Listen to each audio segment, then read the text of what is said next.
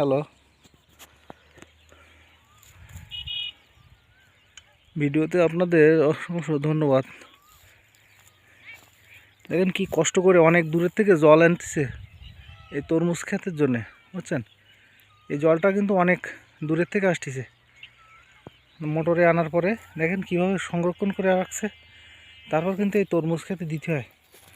অনেক কষ্ট করে এই তরমুজ ক্ষেত লাগাতে হয়। দেখেন বন্ধুরা, অনেক সুন্দর তরমুজের ফল চলে আসছে মনে হয়।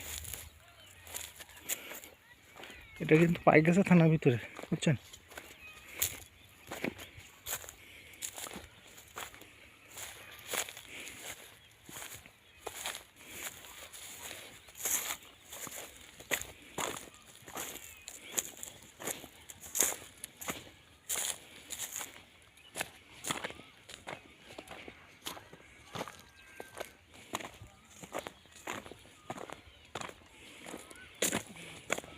ভিডিও